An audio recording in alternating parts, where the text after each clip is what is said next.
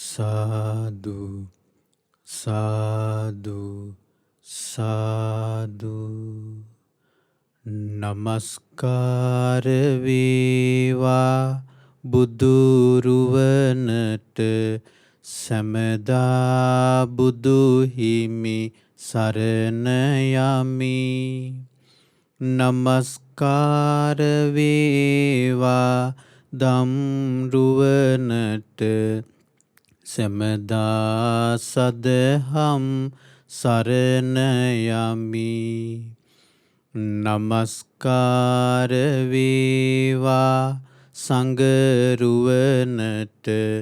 සැමදා මහා සංඝ සරණ යමි. නමස්කාර වේවා තුනුරුවනට සැමදා තිසරණ සරණ යමි. සාදු සාදු සාදු. අපගේ ගුරු දේවෝත්තම වූ කල්යාණ මිත්‍ර වූ පින්වත් ලොකු ස්වාමීන් වහන්සේට අප හැමදෙනාගේ ගෞරවාදර නමස්කාරය වේවා. සාදු සාදු සාදු.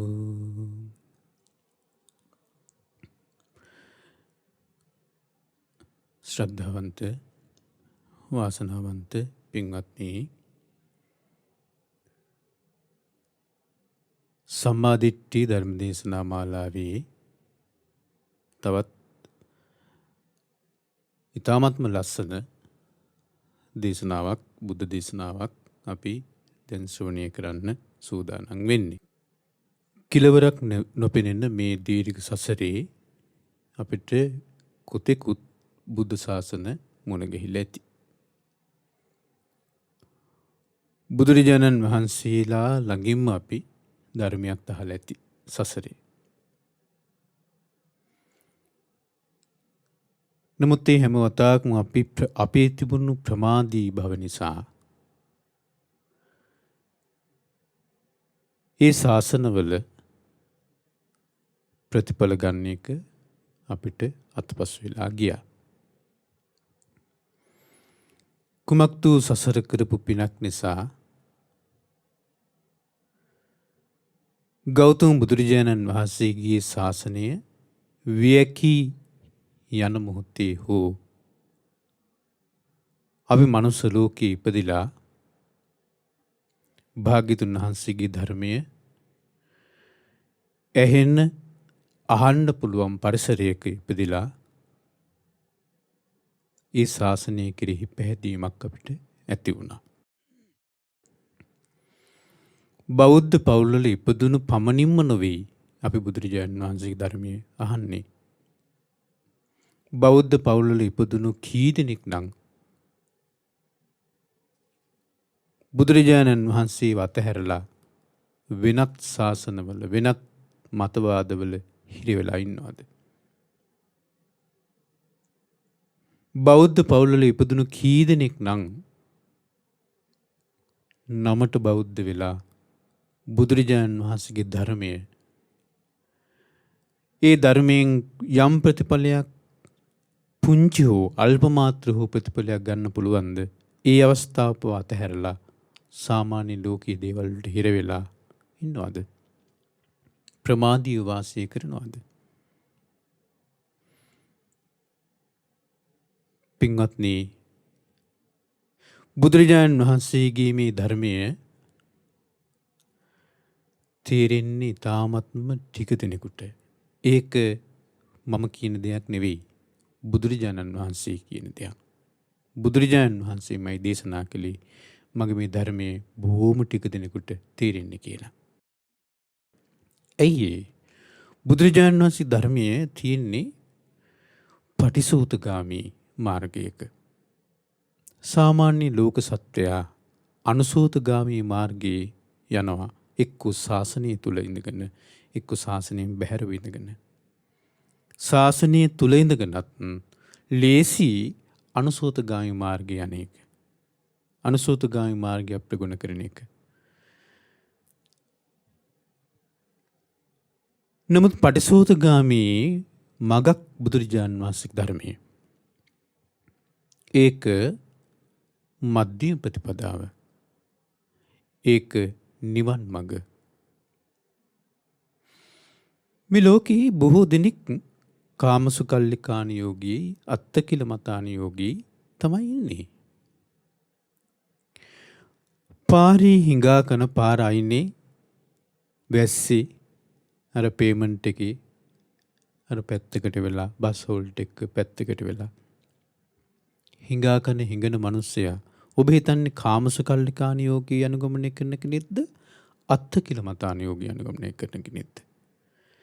අන්ත දුක් විඳින ඒ පාරේ හිඟා කන හිඟන්නා පවා කාමසුකල්ලිකාන යෝගී අනුගමනය කරන කෙනෙක්.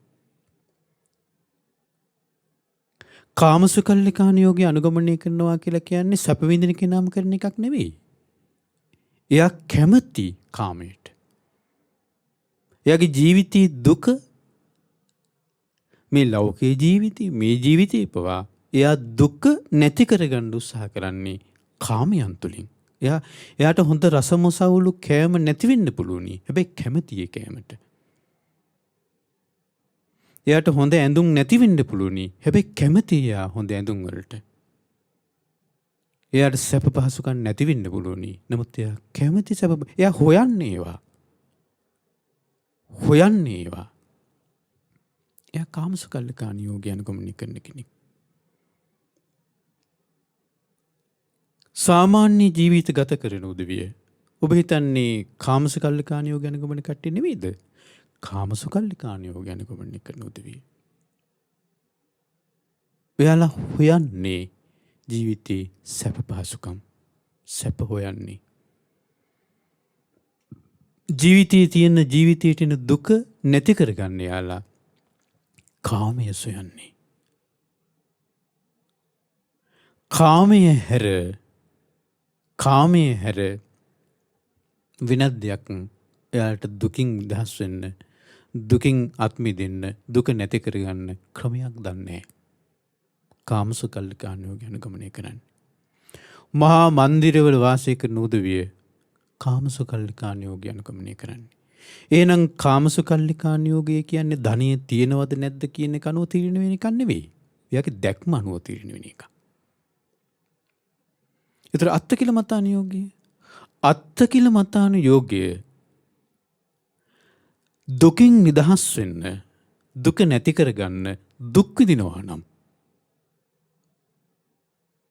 දුක නැති කරගන්න දුක් විඳිනවා නම් ඒ දුක තුලින් දුක නැති කරගන්න පුළුවන් කියන අදහසක් තියෙනවා නම් දැක්මක් තියෙනවා නම් අත්තකිලමතාන යෝගී.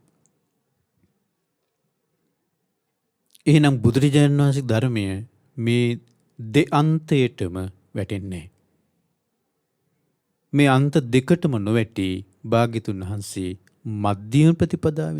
මධ්‍යම ප්‍රතිපදාව කියලා කියන්නේ ඒතර සැප ටිකක් විඳිනවා දුක් ටිකක් විඳිනවා කියන එක නෙමෙයි. මධ්‍යම ප්‍රතිපදාව කියලා කියන්නේ ওই අන්ත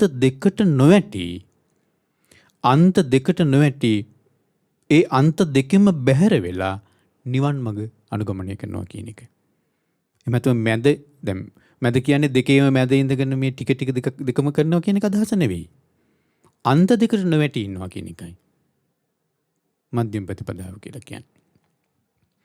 එහෙනම් මේ මධ්‍යම ප්‍රතිපදාව තේරුම් ගන්න පවා ඊ타මත්ම අල්ප ටික දිනෙක ඒක පවා තේරුම් ගන්න.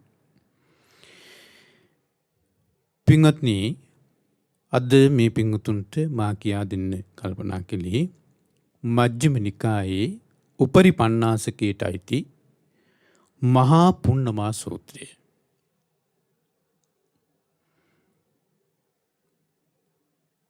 මහා පුන්නමා සූත්‍රය මජ්ක්‍ධිම නිකායේ උපරිපණ්ණාසකයේ තිබුණට මේ සූත්‍රයේම තියෙනවා සංයුත්ත නිකායේ 3 වෙනි පොත් වහන්සේ කන්ද සංයුත්තෙත් මේ සූත්‍රයේම තියෙනවා. ඒ පුන්නම සූත්‍රය කියලා ඒ සූත්‍රයේත් මේ කරුණම තමයි තියෙන්නේ. මේ සිද්ධියමයි එතනත් තියෙන්නේ. භාග්‍යතුන් වහන්සේ මේ දේශනා කරන කාලේ වැඩ සිටියේ පුබ්බාරාමේ මිගාරමාතු පාසාදී. සවැත්නුවර පූර්වාරාමේ බුදුරජාණන් වහන්සේ වැඩ සිටි. තේනකෝපන සමයේන භගවා තදහු පෝසතේ පන්නරසේ පුන්නාය පුන්නමාය රත්තියා භික්ඛුසංඝ පරිවතෝ අබ්බෝකාසේ නිසින්නෝ හෝති. එදා රාත්‍රියේ එදා පූර්ණ සඳ තියෙන උපෝසත දවසක්. පූර්ණ සඳ තියෙන උපෝසත දවසක්. ඒ උපෝසත දවසේ භික්ෂුන් වහන්සේලා පිරිවරාගෙන භාග්‍යතුන් වහන්සේ එලිමහනේ වැඩ සිටියා. මිගාරමාතු ප්‍රාසාදයේ එලිමහනේ වැඩ සිටියා සඳ එළියේ. ලයිට් තිබුණේ නැණි. කොහොම ලස්සනට තියෙන්නේ නැද්ද? සඳ එළියේ පූර්ණ චන්ද්‍රයා තියෙන සඳ එළියේ පුන් සඳක් වැනි භාග්‍යතුන් වහන්සේ ආසනයේ වැඩ සිටිද්දී තරු පුකුරක් වගේ භික්ෂුන් වහන්සේලා භාග්‍යතුන් වහන්සේ ඉදිරියේ වාඩි වෙලා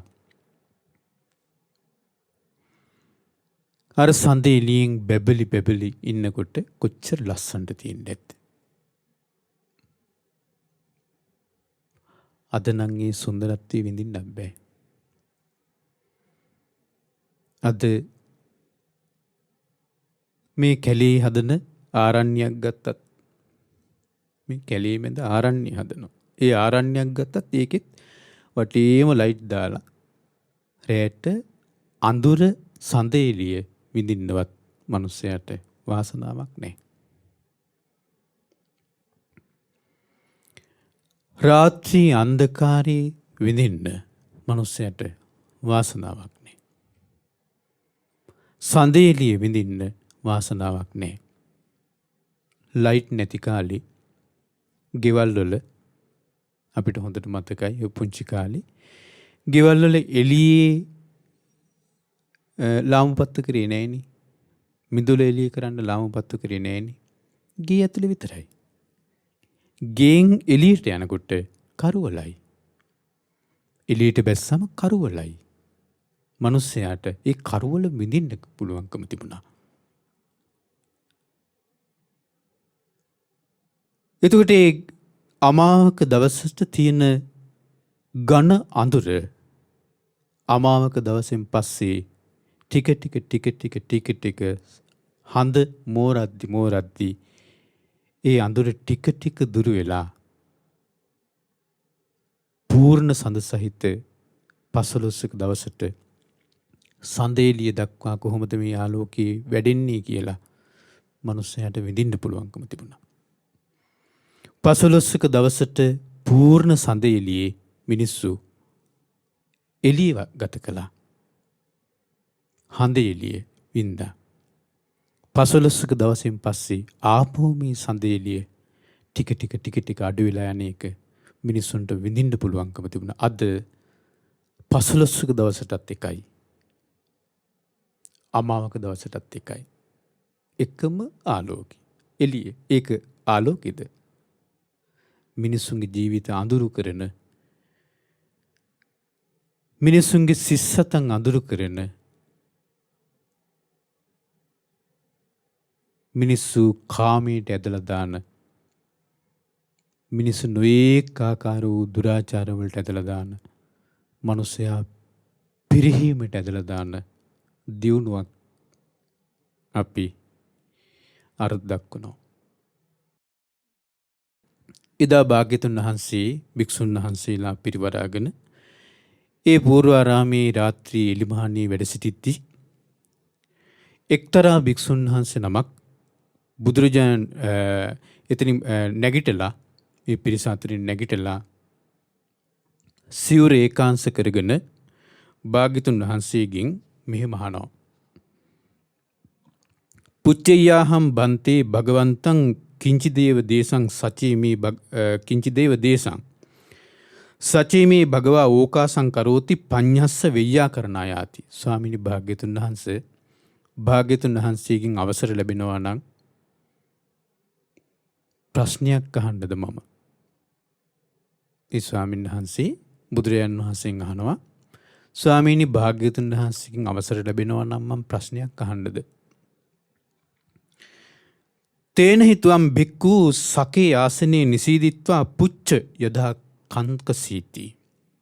බුදුරජාන් වහන්සේ දේශනා කරනවා භික්ෂුව එනම් ඔබ ওই ආසනේ ඉඳගෙනම ප්‍රශ්න අහන්න. ආසනේ වාඩි වෙලා ප්‍රශ්න අහන්න කිව්වා. දැන් අට කතාවේ තියෙන්නේ මේ ස්වාමීන් වහන්සේ රහතන් වහන්සේ නමක් කියලා. ඉතින් මේ ස්වාමීන් වහන්සේගේ ගෝල ස්වාමීන් වහන්සේලා විශාල පිරිසක් එතන ඉන්නවා. ඉතින් මේ ගෝල ස්වාමීන් වහන්සේලා අරහත්ත්වයටපත් වෙන්නේ නැහැ. මේ ස්වාමීන් වහන්සේ කොච්චර ධර්මයේ කියලා දුන්නත් අරහත්ත්වයටපත් වෙන්නේ නැහැ.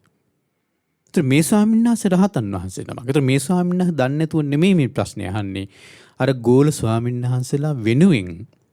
මොකද මේ ස්වාමීන් වහන්සේ දන්නවා මේ ස්වාමීන් වහන්සේ උපදෙස් දුන්නාට ඒ ස්වාමීන් වහන්සේලා අරහත්ත්වයටපත් නොවුනාට භාග්‍යතුන් වහන්සේ ඒ ස්වාමීන් වහන්සේලගේ සිත් දැක මේ මං අහන ප්‍රශ්නේ ඔස්සේම ධර්මයේ දේශනා කරાવી. එතකොට මේ ස්වාමීන් වහන්සේලාට මේක බොහෝ ප්‍රයෝජනවත් වෙයි කියලා තමයි මේ හිතාගෙන අහන්නේ කියලා අට කතාවේ තියෙන්නේ. බුදුරජාණන් වහන්සේගෙන් අර ස්වාමීන් වහන්සේ අහනවා ඉමේනිකෝ බන්තේ පංච උපාදානස්කන්ධා සේති ඉදං රූපපාදානස්කන්ධෝ වේදනෝපාදානස්කන්ධෝ සංඤ්ඤෝපාදානස්කන්ධෝ සංඛාරෝපාදානස්කන්ධෝ විඤ්ඤාණෝපාදානස්කන්ධෝති. ස්වාමීනි භාග්‍යතුන් වහන්සේ පංච උපාදානස්කන්ධ කියන්නේ මේවා නේද? දැන් අපිට හිතන මේ හරි සරලයි කියලානේ. දැන් අහනවා මේ ස්වාමීනි භාග්‍යතුන් වහන්සේ පංච උපාදානස්කන්ධ කියන්නේ මේවා නේද? රූප උපාදානස්කන්ධය, වේදනා උපාදානස්කන්ධය, සංඥා උපාදානස්කන්ධය, සංඛාර උපාදානස්කන්ධය, විඥාන උපාදානස්කන්ධය නේද කියලා ඇහුවා. ඊපස්සේ බුදුරජාණන් වහන්සේ උත්තර දෙනවා ඉමේකෝ බික්ඛු පංච උපාදානස්කන්ධා සියති ඉදං රූපාදානස්කන්ධෝ වේදනෝපාදානස්කන්ධෝ සංඤ්ඤෝපාදානස්කන්ධෝ සංඛාරෝපාදානස්කන්ධෝ විඥානෝපාදානස්කන්ධෝති. භික්ෂුව පංච උපාදානස්කන්ධ කියන්නේ ඕවා තමයි. රූප උපාදානස්කන්ධේ වේදනා සංඥා සංකාර විඥාන කියන ওই උපාදානස්කන්ධ පහ තමයි පංච උපාදානස්කන්ධ කියලා කියන්නේ කියලා බුදුරජාණන් වහන්සේ උත්තර දුන්නා. සාදු බන්තේතිකෝ සෝ බික්ඛු භගවතෝ භාසිතං අභිනන්දිත්වා අනුමෝදිත්වා භගවන්තං උත්තරින් පඤ්ඤම් පුච්චි. බුදුරජාණන් වහන්සේ මෙහෙම උත්තර දුන්නාට පස්සේ අර ස්වාමීන් වහන්සේ සාදු සාදු කියලා ඒක අනුමෝදන් වෙලා භාග්‍යතුන් වහන්සේගෙන් තවත් ප්‍රශ්නයක් අහනවා. ඉමේපන බන්තේ පංච උපාදානස්කන්ධා කිම් මූලකාති. ස්වාමීන් භාග්‍යතුන් වහන්සේ මේ පංච උපාදානස්කන්ධය කුමක් මුල් කරගෙනද තියෙන්නේ? පංච උපාදානස්කන්ධය කුමක් මුල් කරගෙනද තියෙන්නේ? බුදුරජාණන් වහන්සේ උත්තර දෙනවා ඉමේකෝ බික්ඛු පංච උපාදානස්කන්ධා ඡන්ද මූලකාති. භික්ෂුව පංච උපාදානස්කන්ධයේ තියෙන්නේ ඡන්දය මූලය කරගෙනයි. ඡන්දය කියලා කියන්නේ කැමැත්ත තණ්හාව මූලය කරගෙන තමයි පංච උපාදානස්කන්ධයේ තියෙන්නේ. මොකද මේ කියන්නේ? පංච උපාදානස්කන්ධයේ තියෙන්නේ ඡන්දය මූලික කරගෙන කියලා. දැන් අපි දන්නවා සංයුත්ත නිකායේ තුන්වෙනි පොත් වහන්සේ තුල තියෙනවා කන්ද සූත්‍රය කියලා සූත්‍රයක්. ඒ කන්ද සූත්‍රයේ බුදුරජාණන් වහන්සේ දේශනා කරනවා පංචස්කන්ධයයි පංච උපාදානස්කන්ධය අතර වෙනස. පංචස්කන්ධය කියලා රූපස්කන්ධය එතන බුදුරජාණන් වහන්සේ විස්තර කරනවා. රූපස්කන්ධය කියන්නේ යංකින්චි රූපං අතීතානාගත පච්චුප්පන්නං අජ්ජත්තං වා බහිද්ධා වා ඕලාරිකං වා සුකුමං වා හීනං වා පනීතං වා යන්දූරිය සන්තිකේවා සබ්බං රූපං අයං උච්චති රූපක්ඛන්தோ. ඔන්නෝකට තමයි රූපස්කන්ධය කියලා කියන්නේ කියලා බුදුරජාණන් වහන්සේ දේශනා කරනවා. යං කිංච රූපං අතීත අනාගත පච්චුප්පන්න. අතීතී යම් රූපයක් තිබුණාද, අනාගතී යම් රූපයක් තිබේවිද, වර්තමානයේ මේ පච්චුප්පන්නේ වර්තමානයේ යම් රූපයක් තියෙනවාද, අතීත අනාගත පච්චුප්පන්නං අජ්ජත්තං වා බහිද්ධාවා ආධ්‍යාත්මික වූ යම් රූපයක් තියෙනවාද, බාහිර වූ යම් රූපයක් තියෙනවාද, අජ්ජත්තං වා බහිද්ධාවා ඕලාරිකං වා සුකුමං වා ගොරෝසු යම් රූපයක් තියෙනවාද, සියුම් යම් රූපයක් තියෙනවාද, හීනං වා පනීතං වා හීන වූ යම් රූපයක් තියෙනවාද, ප්‍රනීත වූ යම් රූපයක් තියෙනවාද, යන්දූරේ සන්තිකේවා දුර යම් රූපයක් තියෙනවාද, ළඟ යම් රූපයක් තියෙනවාද, ඔන්න ඔයකට කියනවා රූපස්කන්ධය කියලා. ඒ රූපස්කන්ධය. ඉන්පස්සේ බුදුරජාණන් වහන්සේ දේශනා කරන රූප උපාදානස්කන්ධය කියන්නේ මොකක්ද කියලා. මේකමයි වචන දෙකක් අලුතෙන් ඇතුළත් කරලා තියෙනවා. යං කිංච රූපං අතීතානාගත පච්චුප්පන්නං අජ්ජත්තං වා බහිද්ධාවා ඕලාරිකං වා සුකුමං වා හීනං වා පනීතං වා යන්දූරේ සන්තිකේවා සාසවං උපාදානීයං. අර ටිකටම සාසවං උපාදානීයං කියලා බුදුරජාණන් වචන දෙකක් ඇතුළත් කරලා තියෙනවා. සාසවං උපාදානීයං අයං උච්චති රූප උපාදානස්කන්ධෝ. අතීත අනාගත වර්තමාන ආධ්‍යාත්මික බාහිර ගොරෝසු සියුම් හීන ප්‍රනීත දුර ළඟ යම් රූපයක් ඇද්ද සාසවා උපාදානීයා ආශ්‍රවයන්ගෙන් ඇසුරු කරන උපාදාන වලින් ඇසුරු කරන යම් රූපයක් ඇද්ද ඒකට කියනවා රූප උපාදානස්කන්ධය කියලා. එහෙනම් රූපස්කන්ධය කියලා කියන්නේ මේ සාසවා උපාදානීය කියන වචන දෙක නැතුව රූප උපාදානස්කන්ධය කියලා කියන්නේ ඒ ටිකමයි රූපස්කන්ධයමයි. හැබැයි ඒකට අලුතින් වචන දෙකක් තියෙනවා. සාසවා උපාදානීය. ආශ්‍රවයන්ට හිතයි, උපාදාන වලට හිතයි. උපාදානයන්ගෙන් ඇසුරු කරනවා. එතකොට මේ ආශ්‍රව කියන්නේ මොකක්ද? කාමාසව, භවසව, අවිජ්ජාසව. කාමයේ නැමැති ආශ්‍රවේ. ආශ්‍රව කියන්නේ එතකොට අපේ ඇතුලේ තැම්පත් වෙලා තියෙන කෙලෙස්.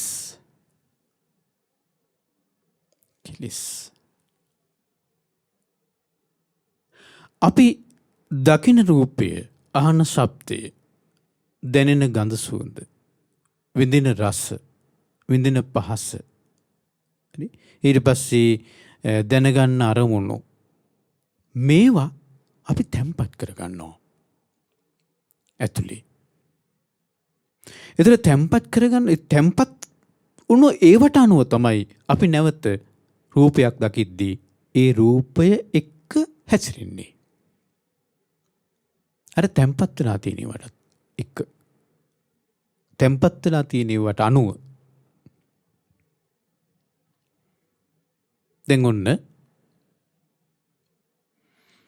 දැන් මං ඔබට මේ ධර්මයේ කියනවා. අද නම් ඔබ මේ සම්මාදිට්ඨි දේශනා මාලාව අහන්නේ මුල් වතාවට ඔබ අද නම් අහන්නේ. දැන් ඔන්න මම මේ ධර්මයේ කියනවා. දැන් ඔබට ධර්මයේම කියලා ඉවරුණාට පස්සේ ධර්මයේ කියපු ස්වාමීන් වහන්සේ, අහවල් ස්වාමීන් වහන්සේ මේ ධර්මයේ කිව්වේ කියලා ඔබේ හිතේ තියෙනවා. එතකොට ඊළඟ දවසේ ඊළඟ සතියේ සම්මාදිට්ඨි දේශනා මාලාව දේශනාව ඔබ අහන්න වාඩි වෙන්නේ අන්න අහවල් ස්වාමීන් වහන්සේ මේ ධර්ම දේශනා කරන ඒ දේශනාව අහන්න කියලා. බැරි වෙලාවත් මම ලබන සතියේ දේශනාව කරන්න නැතුව වෙන ස්වාමීන් වහන්සේ නමක් කරොත් එහෙම අපිට හිතෙනකෝ අර ගිය සත්‍ය දේශනා කරපු ස්වාමීන් වහන්සේ නෑනේ. ඒතර මොකෙන්ද ඔබ අඳුනගත්තේ? තැම්පත් වෙලා තියෙන ටිකකින්.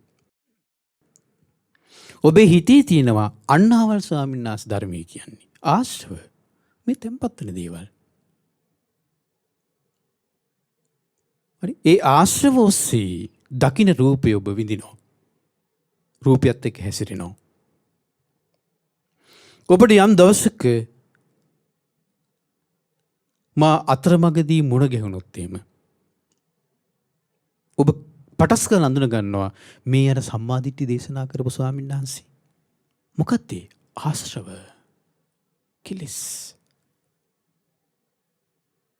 එදාට ඔබ ඇසින් දකින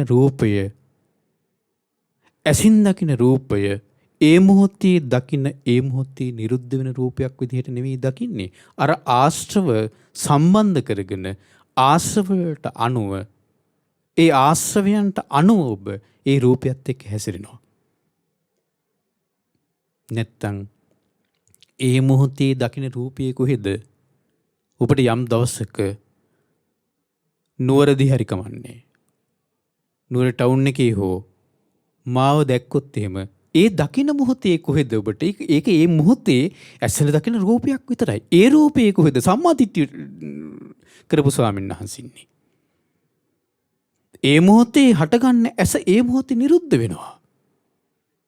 ඒ මොහොතේ හටගන්න රූපේ ඒ මොහොතේ නිරුද්ධ වෙනවා. ඒ මොහොතේ සකස් වෙන උපදින විඥාණය ඒ මොහොතේ නිරුද්ධ වෙනවා. ඒකේ කොහෙද සම්මාදිට්ඨිය දේශනා කරපු ස්වාමීන් වහන්සේ ඉන්නේ? ඒ මොකද්ද? ආශ්‍රව. ඒතර මෙන්න මේ ආශ්‍රව වලට අනුව තමයි අපි හැසිරෙන්නේ. එතන තියෙන්නේ ඒ ආශ්‍රවත් එක්ක තිනවා කියන්නේ එතන හැදිලා ඒ ආශ්‍රවත් එක්ක මම බලන්නේ. ඒ මම කියන එතන තණ්හාව හැදිලා තණ්හාව තියෙනවා. එතකොට දකින රූපයත් එක්ක මම හැදින්නේ අර ආශ්‍රව සම්බන්ධ වෙලා. මගේ කියන බව හැදෙන්නේ ඒ ආශ්‍රවත් එක්ක සම්බන්ධ වෙලා. හරි. මගේ වසඟී පවත්වන්න පුළුවන් කියන හැඟීම දෘෂ්ටි එන්නේ ඒ ආශ්‍රවත් එක්ක සම්බන්ධ වෙලා. මෙන්න එතන තණ්හාව මෙතන තියෙනවනේ. අහන ශබ්දයත් එක්ක ওই ටික සම්බන්ධ වෙනවා. දැනෙන ගඳ සුවඳත් එක්ක ওই ටික හැදෙනවා. රසයත් එක්ක ওই ටික හැදෙනවා. පහසත් එක්ක අරමුණුත් එක්ක අර ආශ්‍රමත් එක්ක එකතු වෙලා නම් අපි ඇස කන නාසය දිවකය මනස හසුරුවන දේවල් ඒ ආශ්‍රවත් එක්ක එකතු වෙලා නම් අපි තුල තැම්පත් වෙලා තියෙන ආශ්‍රවත් එක්ක එතන තණ්හාව තියෙන. ඒ තණ්හාවත් එක්ක උපාදානයේ බැඳෙනවා. බැඳී යාම තියෙනවා. සාසවා උපාදානීය. අරහත්ත්වයට පත්වෙද්දී ආසවක්ඛය කියලා කියන්නේ අර ආශ්‍රව ඔක්කොම ෂේ වෙලා යනවා. ආසවක්ඛය කියලා කියන්නේ ඒකට. ආශ්‍රව ඔක්කොම ෂේ වෙලා යනවා. එතකොට ඒ රහතන් වහන්සේ ඇසෙන් රූප දකිනවා. දැක්කට ඒ රහතන් වහන්සේට මෙහි ඇතුළේ තැම්පත් වෙච්ච දෙයක් නෑ. මේ කියන්නේ ඔබට දැන් ඔන්න ප්‍රශ්නයක් එනවා. රහතන් වහන්සේ තමන්ගේ අම්මා දැක්කොත් එහෙම අම්මා අඳුනගන්නේ නැද්ද? අඳුනගන්නවා. අවබෝධයෙන් ඒක සම්මුතිය. ඒක සම්මුතිය. සම්මුතිය තුල රහතන් වහන්සේ වැඩ ඉන්නවා. සම්මුතියට අනුව රහතන් වහන්සේ ලෝකේ වැඩ ඉන්නවා. ඒක සම්මුතිය. ඒ රහතන් වහන්සේට ආයෙ දැන් ඔන්න අපි තුමු අම්ම මැරෙනවා කියලා රහතන් වහන්සේගේ අනේ මං දුක් වෙන්න හොඳ නෑ මේ මම මේකට දුකක් ඇති කරගන්න ඕනේ නෑ කියලා හිතලා දුක් ඇති නොකරගෙන ඉන්න එකක් නෙමෙයි රහතන් වහන්සේට තියෙන්නේ. සම්මුතිය තුළ රහතන් වහන්සේගේ අම්මා මැරුණට රහතන් වහන්සේට අම්මා කියලා කෙනෙක් මේ තැම්පත් දෙයක් නැහැ. සම්මුතිය විදිහට රහතන් වහන්සේ අවබෝධයක් තියෙනවා. එක මිනිස්සෙක් හිටියා, එක දරුවෙක් හිටියා. මේ දරුවා ධර්මයට කැමතියි. එතකොට අම්මගෙන් ඉල්ලනවා පැවිදි වෙන්න ඕන කියලා. භාග්‍යතුන් වැඩ හිටපු කාලේ පැවිදි වෙන්න ඕන කියලා. අම්මා අවසර දෙන්නේ නැහැ. දැන් ඔන්න මේ කෙනා මොකද කරන්නේ? අම්මගේ බලකිරීම උඩ තමන්ගේ අකමැත්තෙන් විවාහ වෙනවා. විවාහ වුණාට පස්සේ දැන් මේ කෙනා අහනවා තමන්ගේ හාමිනේගෙන්, මං මේ විවාහ ජීවිතේට කැමති නෑ. මම මේ කාමයන් විඳින්න කැමති නෑ. මම පැවිදි වෙන්නද? දැන් පින්වත්නි, ඒක ධාතු ස්වභාවයක්. කාමයේ කියන්නේ ධාතු ස්වභාවයක්, නෙක්ඛම්මයේ කියන්නේ ධාතු ස්වභාවයක්. ඒ නෙක්ඛම්මයේ කියන නෙක්ඛම්ම ධාතුව තියෙන කෙනාට, නෙක්ඛම්ම ධාතු ස්වභාවයේ තියෙන කෙනාට ඒක කාමී සිත ඇලෙන්නේ නැහැ. ඒක ධාතු ස්වභාවයක්. ඒක බලෙන් කරන්න පුළුවන් එකක් නෙවෙයි. දැන් අර කෙනා අහනවා මම පැවිදි වෙන්නද? නෝනා කියනවා මේ දැන් ඒ වෙනකොට නෝනාගේ කුසේ දරුවෙක් ඉන්නවා. නෝනා කියනවා මේ දැන් මගේ කුසේ දරුවෙක් ඉන්නවනේ, දරුවා බිහි වෙනකන් ඉන්න කිව්වා. දැන් හිටියා. ඊට පස්සේ දරුවා බිහි වුණා. බිහි වුණාට පස්සේ අහනවා මම දැන් ගිහිල්ලා පැවිදි වෙන්නද? නෝනා කියනවා බබා ලැබෙච්ච ගමම්මනේ කිරිවරණකම්වත් ඉන්න කිව්වා. ටික. දැන් හිටියා. දැන් ඔන්න දරුවට කිරි වරනෝ. කිරි වැරුවා. ඇහුවත් මං නම් ගිහිල්ලා මහාන වෙන්නද? තව ටිකක් ඉන්නකෝ දරුවා අඩුම ගානේ මේ කතා කරනකම්වත්. දැන් ඔන්න තව ටිකක් ඉඳන් ඉන්නම් කියලා හිටියා. ඊට පස්සේ ටික දවසක් ඉඳලා ඇහුවා දැන් මම මහාන වෙන්නද ගිහිල්ලා? නෝනා කියනවා මහාන වෙන්නේ කොහොමද? මේ ආපහු කුසට බබෙක් ඇවිල්ලානේ. දරුවෙක් ඉන්නවනේ. මෙයා කල්පනා කළා මේක හරියන්නේ නැහැ. නෙක්ඛම්ම ධාතුව තියෙන කෙනාට, නෙක්ඛම්ම ධාතු ස්වභාවයේ තියෙන කෙනාට ඒක යම් ප්‍රමාදයකින් කාමී ඇලුනත්, යම් ප්‍රමාද වීම වෙනවනේ. ඒ ප්‍රමාදී ස්වභාවයක් නිසා කාමී ඇලුනට මෙයාගේ නෙක්ඛම්ම ස්වභාවය මතුවෙනවා. නෙක්ඛම්ම ධාතු ස්වභාවයක් මේක මතුවෙනවා. ඒක බලවත් වෙනවා. මෙයා කල්පනා කරා මේක හරියන්නේ. හිටියොත් එහෙම මං මේවලම ඇලි මට ඉන්න වෙනවා. නෝනා අකමැත්තේ ගිහිල්ලා මහාන වුණා. මහාන වෙලා ඈත ප්‍රදේශයකට වැඩියා වීරිය වඩන්න. දැන් ඔන්න ඈත ප්‍රදේශයක වීරිය වඩනවා. අරහත්ත්වයටපත් වුණා. අරහත්ත්වයටපත් වෙලා ටික දවසකින් කල්පනා කළා මම මගේ දෙමාපියන්ටත් ඥාතීන්ටත් උදව් කරන්න ඕනි. මේ ඒ කියන්නේ දෙමාපියෝ ඥාතීන් කියන එකේ රහතන් වහන්සේ දන්නේ නෙවෙයි. සම්මුති විදිහට දන්නවා. ගම්පදේශයට වැඩියා. දැන් බුදුරජාණන් වහන්සේ තමන්ගේ මේ පියාණන් බලන්න වැඩි. තමන්ගේ තාත්තා බලන්න වැඩි. බුදුරජාණන් වහන්සේ දේශනා කළේ කිඹුල්වත් නුවරින් හඹාගෙන ඉන්න සුළඟත් මට සපයි කියලා. ඒ කිඹුල්වත් නුවරට තියෙන තණ්හාවද, ආසාවද? නෑ. සම්මුති විදිහට දන්නවා. ලෝක ස්වභාවය, ලෝකේ සම්මුතිය. ඊට පස්සේ දැන් ඔන්න ගමට වැටියා. බැලුලා ගමේ විහාරේ වාසය කළා. දැන් නෝනට ආරංචි වුණා, හාමින්ට ආරංචි වුණා. දැන් ඔන්න තමන්ගේ ස්වාමීන් වහන්සේ දැන් ගමට වැඩලා ඉන්නවා කියලා. නෝනා කල්පනා කළා හිටපන්කෝ. ගිහලා මං ඇදගෙන ඉන්න කියලා දරුවත් වඩාගෙන නෝනා පන්සලට ගියා. පන්සලට ගිහිල්ලා දැන් අර ස්වාමීන් වහන්සේ සක්මන් කර ඉන්නවා. සක්මන් කර ඉන්න තැනට ගිහිල්ලා නෝනා කිව්වා මේ ඇහුණද? ඔය සක්මන් කර ඔය ඇවිද ඉඳලා හරියන්නේ නැහැ. මේ ඔයගේ දරුවා මේ දරුවා මේ රකින්නකෝ ඇවිල්ලා. කණ්ඩ දෙනවකෝ මේ ඔයගේ දරුවට. ස්වාමීන් වහන්සේ නිශ්ශබ්දව සක්මන් කරනවා. නෝනට තරහ ගියා. තරහ ගිහලා දැන් බනින්න පටන් ගත්තා. මේ මගේ දරුවෙක් මගේ විතරක් දරුවෙක් නෙමෙයි ඔයගේ දරුවා. ඔය සිවුරක් ගාලා පැත්තක දාලා එනවා කිව්වා මේ ඇවිල්ලා මේ දරුවා රකින්න. මේ කුසේ එක දරුවෙක් ඉන්නවා. කියලා නෝනා දන්නවද ඉතින් කාන්තාවන්ගේ හැටි. නේ දැන් ඔන්න නෝනා අර විදිහට බයිනවා. රහතන් වහන්සේ ස්වාමීන් වහන්සේ නිශ්ශබ්දව සක්මන් කරනවා. දැන් නෝනාට තවත් තරහා ගියා. තරහා ගිහිල්ලා දරුවා අර වඩාගෙන ඉන්න දරුවා එහෙමම අතහැරියා. බිමට රහතන් වහන්සේ ඉස්සරහා. එහෙමම අතහැරියා. අතහැරලා දැන් නෝනා යන්න ගියා. දරුවා කෑ ගහනවා. නෝනා ඈතට කියලා බලන් හිටියා. දැන් මොකද්ද මේ ස්වාමීන් වහන්සේ කරන්න කියලා. මේ දරුවන්ගේ තාත්තා ස්වාමීන් වහන්සේ.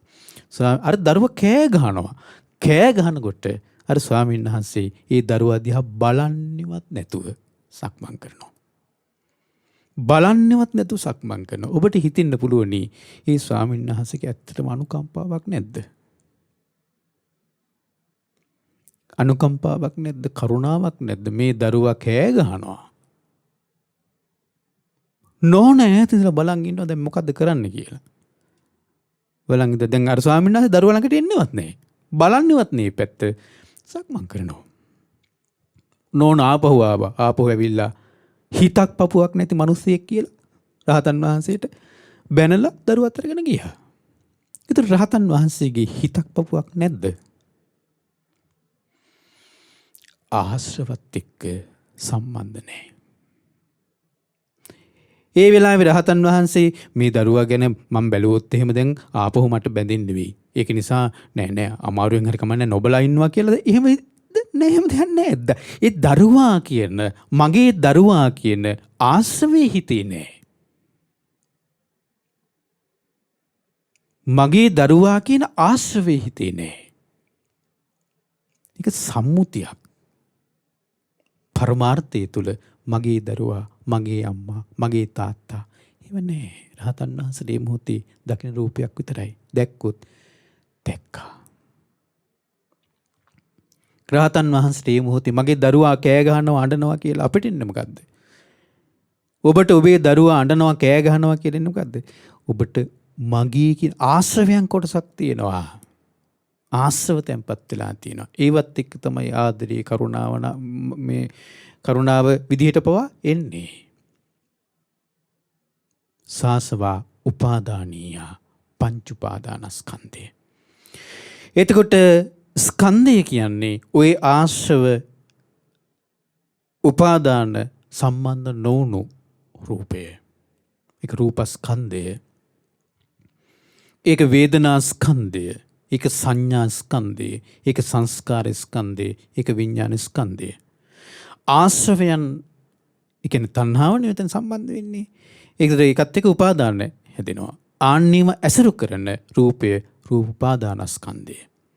වේදනා උපාදානස්කන්ධය, සංඥා උපාදානස්කන්ධය, සංස්කාර උපාදානස්කන්ධය, විඥාන උපාදානස්කන්ධය. එනනම් මේ පංච උපාදානස්කන්ධයේ කුමක් මුල් කරගෙනද? තණ්හාව මුල් කරගෙන. ඡන්ද මූලකාති. ඉන්පස්සේ බුදුරජාණන් වහන්සේගෙන් අර ස්වාමීන් වහන්සේ ආපහු ප්‍රශ්නයක් අහනවා. තං ඒවනුකෝ බන්තේ උපාදානන්තේ පංච උපාදානස්කන්ධා උදාහු අඤ්ඤත්‍ර පංච උපාදානස්කන්ධේ උපාදානಂತಿ. ස්වාමීනි භාග්‍යතුන් වහන්සේ පංච උපාදානස්කන්ධයම උපාදානයේද නැත්නම් පංච උපාදානස්කන්ධයෙන් බැහැර එකක්ද උපාදානීය කියලා කියන්නේ? පංච උපාදානස්කන්ධයම උපාදානීයද නැත්නම් පංච උපාදානස්කන්ධයෙන් බැහැර එකක්ද උපාදානීය කියලා කියන්නේ? නකෝ බික්ඛු තං ඒව උපාදානන්තේ පංච උපාදානස්කන්ධා නාපි අඤ්ඤත්‍ර පංච උපාදානස්කන්ධේ උපාදානං. භික්ෂුව පංච උපාදානස්කන්ධයම උපාදානීය නෙවෙයි. අනේ පංච උපාදානස්කන්ධයම උපාදානීය නෙවෙයි. හැබැයි පංච උපාදානස්කන්ධයෙන් බැහැර දෙයක්ුත් නෙවෙයි උපාදානීය කියලා කියන්නේ. එහෙනම් යෝකෝ බික්කු පංච උපාදානස්කන්ධේසු චන්දරාගෝ තන් තත්තු උපාදානಂತಿ. මේ පංච උපාදානස්කන්ධය කෙරෙහිම යම් චන්දරාගයක් තියනවාද?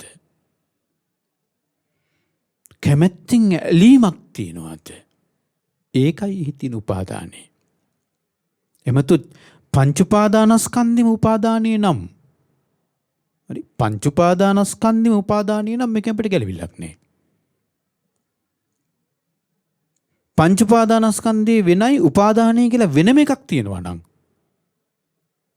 දැන් පංච උපාදානස්කන්ධේ වෙනම තියෙන උපාදානය කියලා වෙනම එකක් තියෙනවා නම් එතන ආත්ම දෘෂ්ටියක් හැදෙනවා.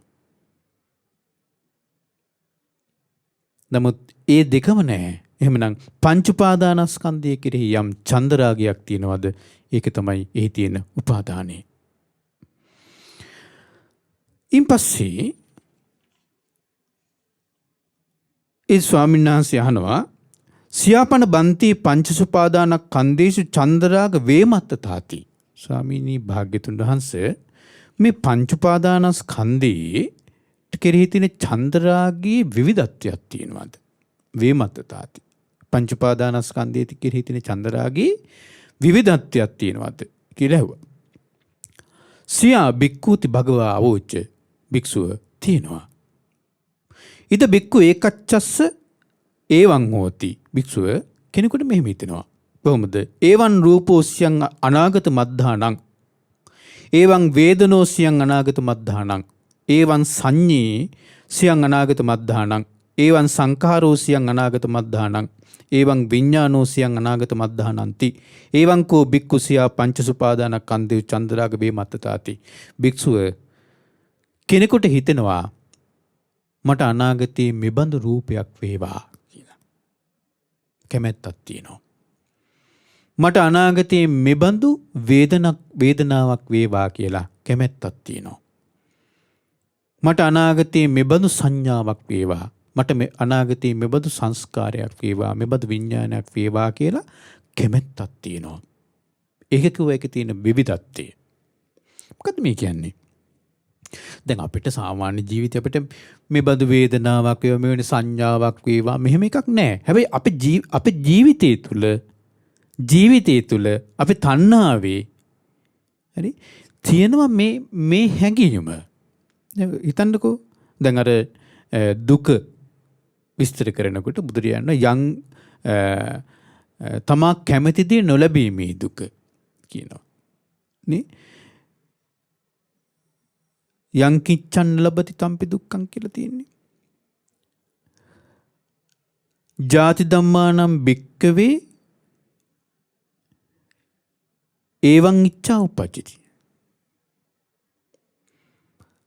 ඉපදීම උරුම කරගත් කෙනාට මෙබඳු කැමැත්තක් තියෙනවා. අනේ මම ඉපදෙන්නේ නැතුව ඉන්නවා නම් ඉපදීම මා කරා එන්නේ නැතුව තියෙනවා නම් හොඳයි කියලා. ඊ අනාගතේ කෙරෙහි තියෙන කැමැත්තක්. හැබැයි එහෙම තිබ්බට ලැබෙන්නේ නැහැ. ජරා ධම්මානම් භික්කවේ ඒවං ඉච්ඡා උපජ්ජති. ජරාවට පත්වෙන කෙනාට මෙබඳු කැමැත්තක් තියෙනවා. මා ජරාවට පත් නොවී ඉන්නවා නම් මා කෙරෙහි ජරාව නොපැමිණ තියෙනවා නම් හොඳයි කියලා. නකෝ පනේතං ඉච්ඡය පත්තප්පං. කැමැත්ත තිබට ලැබෙන්නේ නැහැ. මේ වගේ අපේ ජීවිතයේ ජරාව, ව්‍යාධිය, මරණය, ශෝක, පරිදේව, දුක්ඛ, දෝමනස, උපායාස කියන අපේ ජීවිතේනේ. ඒතර මේවත් එක්ක එයාට කැමැත්තක් තියෙනවා. මෙහෙම වෙනවා නම් මෙහෙම වෙනවා නම් ඔය කැමැත්ත තුල මෙහෙම වෙනවා නම් කියලා ඒ කැමැත්ත තුල තියෙන අර ටික අනාගතයේ මගේ රූපයේ මෙසේ වේවා. මෙහෙම වෙනවා නම් හොඳයි. අනාගතයේ මගේ වේදනාව මෙහෙම වෙනවා නම් හොඳයි.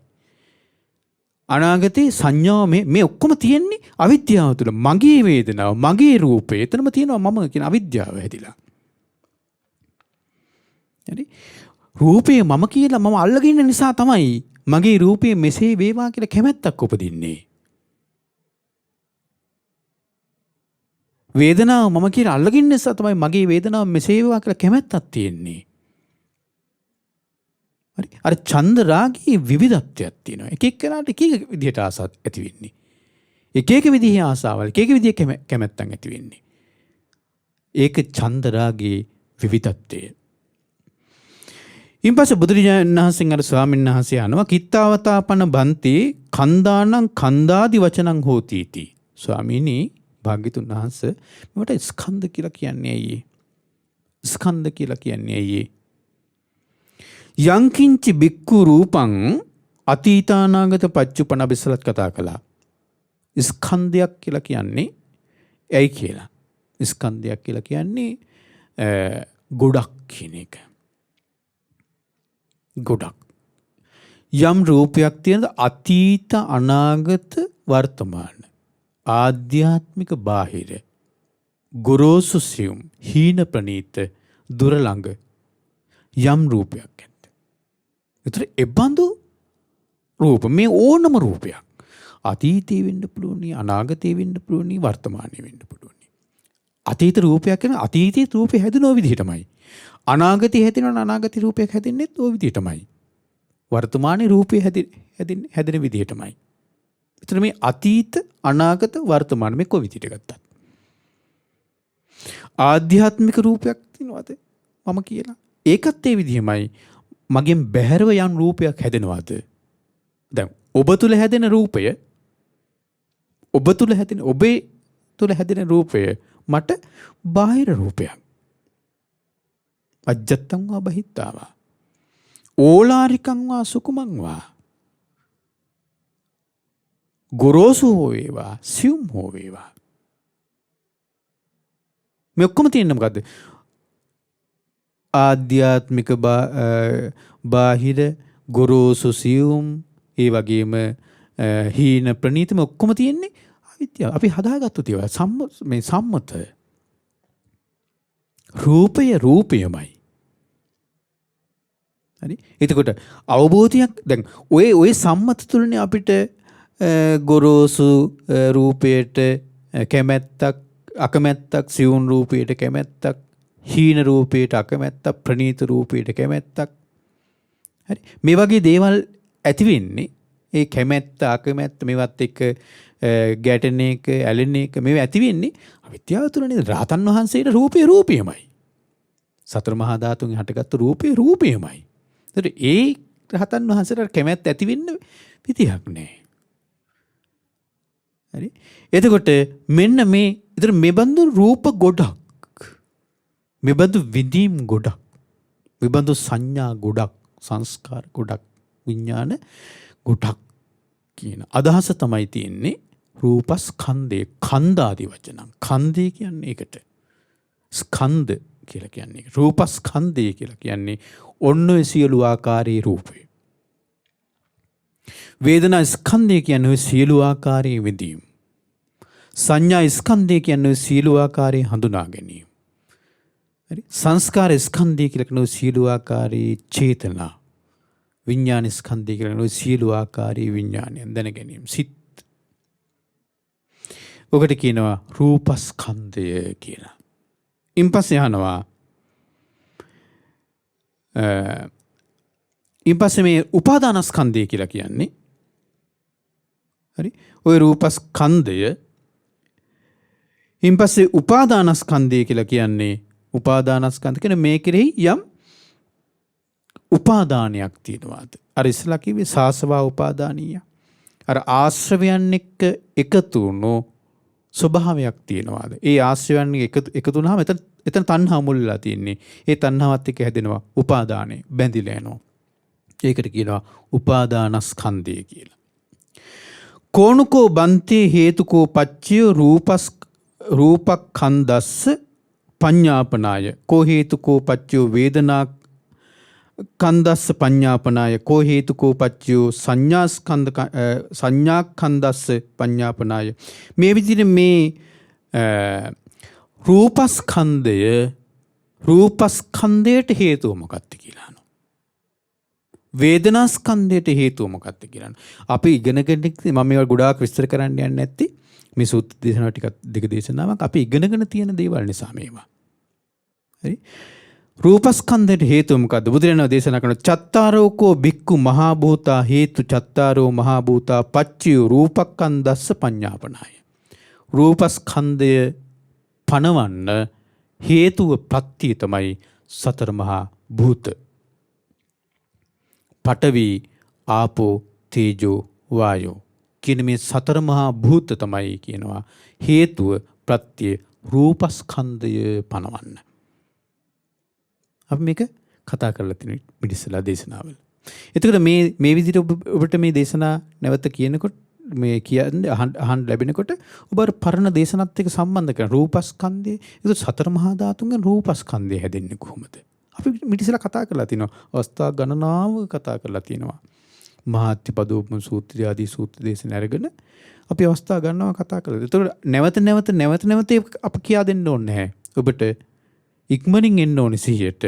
රූපස්කන්ධය සතර මහා ධාතුන්ගෙන් මෙහෙමයි හැදෙන්නේ. එතන වේදනාස්කන්ධය හැදෙන්නේ පස්සෝ හේතු පස්සෝ පච්චයෝ වේදනක්ඛන්දස්ස පඤ්ඤාපනාය. වේදනාස්කන්ධය පැනෙන්නේ ස්පර්ශයේ හේතු කරගෙන ස්පර්ශයේ ප්‍රත්‍ය කරගෙන. සංඥාස්කන්ධය පැනෙන්නේ ස්පර්ශයේ හේතු කරගෙන ස්පර්ශයේ ප්‍රත්‍ය කරගෙන. සංස්කාරස්කන්ධය පැනෙන්නේ ස්පර්ශයේ හේතු කරගෙන ස්පර්ශයේ ප්‍රත්‍ය කරගෙන.